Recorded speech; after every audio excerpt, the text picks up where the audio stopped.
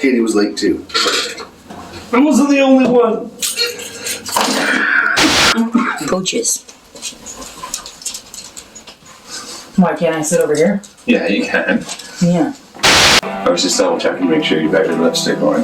Yeah. It looks fabulous. Thank you. How was Empty Fest last night? Oh, it was amazing, as always. Yeah. Yeah, it was pretty sweet. Jenny worked the door. I did. Yeah. I did. Epic bands, epic shows. Epic shows. Yeah. It was exciting. Amazing. So how long have you guys been playing together? I'd say like the three of us with Kyle, like Sean and I have been playing together since I met him, essentially. 8 years ago. 8 years ago, yeah. So we've been playing together, like doing different outfits for the last 8 years. Kyle joined Johnny Deerest 2 Novembers ago. 2 Novembers ago. Right on. And what's the story behind the name Johnny Deerest? Well, I grew up in the country and I just named it after John Deere tractor. I remember I was working I was like cutting lawns and stuff, and I was blowing off my mower one day, and the sticker came off the engine and it floated in the air like this, the silver sticker.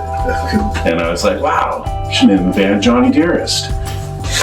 Nice. There you go. Yeah. You got hair on the top of your head. Oh, I bet you I do. Yeah. So growing up, what were your guys' biggest musical influences? Well, I was into like Judas Priest and Ozzy, Black Sabbath, Zeppelin, Beatles. Yeah. And then I got into like metal in the 80s. Metallica and Voivod. Still love Voivod. How about you, Kyle? Well, I was a Sarnia kid growing up, so of course I was all over the place. WSGR was huge. Miss it very much. And Dale. Yeah, I do. He still does a show, Smash the Transistors. Well worth a listen. Very eclectic. Yeah, just anything and everything. Anything I can get my hands on.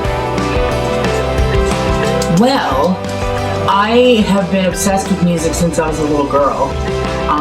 Sometimes I would listen to instrumental pieces like Gymnopedie No. 1 from Eric Satie. I never really made a lot of instrumental music, but my influences were Sonic Youth. I was a huge Sloan fan when I was a teenager. Huge. People would call me Sloan in high school.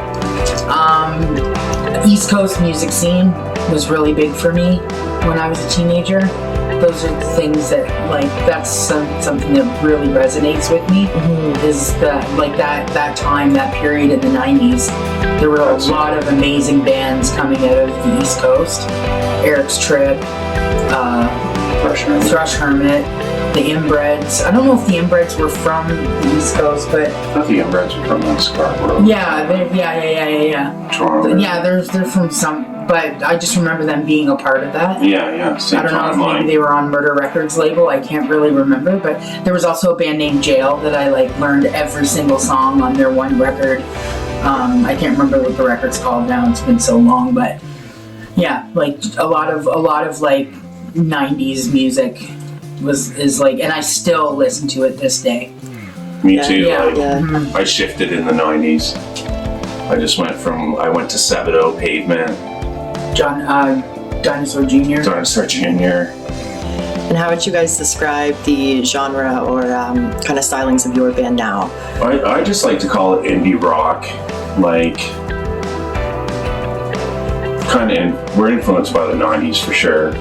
Yeah, I went through it, and it comes out in my songwriting. Yeah. What's your favorite song to play that you guys have written for Johnny Deerest? Probably Key for me, because it's got cool guitar in it. Yeah. Yeah. Sombra, I love Sombra. No Pilot for me. Awesome. What song are you guys playing today? No Pilot. No. And tell me about No Pilot before we switch to listening to you guys. No Pilot. It's just about what would happen if the world went into an apocalypse and all the musical instruments got destroyed and went up in flames. Let's give it a listen. All right. Hi, we're Johnny Deerest, And this is our song, No Pilot to Fly It. 1, 2, 3, 4.